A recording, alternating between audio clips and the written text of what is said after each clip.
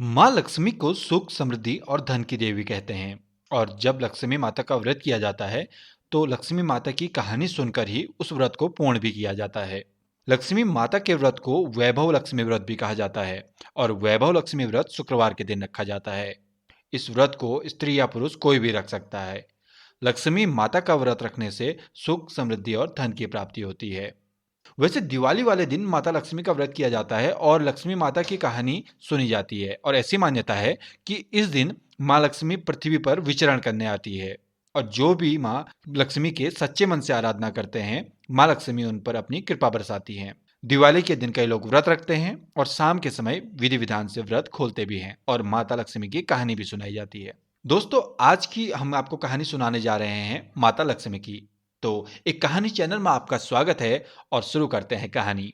एक गांव में एक साहूकार था। साहूकार के एक बेटी थी। वह हर रोज पीपल को सींचने जाती थी। पीपल के वृक्ष में से लक्ष्मी जी प्रकट होती और चले जाती। एक दिन लक्ष्मी जी ने साहूकार की बेटी से कहा, तू मेरी सहेली बन जा। तब लड़की ने कहा कि मैं अपने पिता से पूछकर कल आऊंगी। साहूकार की बेटी ने घर आकर पिता को सारी बात कह दी। तब उसके पिताजी बोले, वह तो लक्ष्मी जी हैं, अपने को और क्या चाहिए, तू लक्ष्मी जी की सहेली बन जा।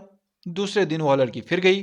तब लक्ष्मी जी पीपल के पेड़ से निकल कर आई और कहा, सहेली बन जा। तो लड़की ने कहा, बन जाऊंगी, और दोनों सहेली बन गई। लक्ष्मी जी ने उसको खाने का न्योता दिया। घर आकर लड़की ने माँ बाप को कहा कि मेरी सहेली ने मुझे खाने का न्योता दिया है।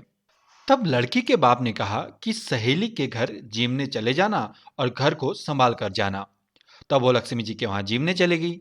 तो लक्ष्मी जी ने उसे साल और दुसाला ओढ़ने के लिए दिया, रुपये दिए, सोने की चौकी दी और सोने की थाली में 36 प्रकार का व्यंजन करा दिया। जिम कर जब वह जाने लगी तो लक्ष्मी जी ने उसका पल्ला पकड़ लिया और कहा कि मैं भी तेरे घर जिमने आऊंगी। तो उसने कहा कि आ जाना। वह घर जाकर चुपचाप बैठ गई। तब बाप ने पूछा कि बेटी, सहेली के यहाँ जिम कर आ गई और तू उदास क्यों बैठी है। उसने कहा कि पिताजी, मेरे को लक्ष्मी जी ने इतना सारा और अनेक प्रकार का भोजन कराया, परंतु मैं कैसे उन्हें जिमाऊंगी, अपने तो घर में कुछ भी नहीं है।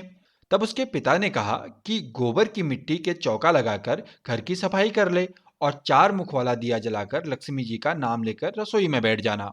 लड़की सफाई करके लड्डू लेकर बैठ गई। उसी समय एक रानी नहा रही थी। उसका नौलखा हार चील उठाकर ले गई और उसके घर पर वह नौलखा हार डाल के चली गई और उससे लड्डू लेकर चली गई। बाद में वह हार को तोड़कर बाजार गई और सामान लाने लगी तो सुनार ने पूछा कि क्या चाहिए।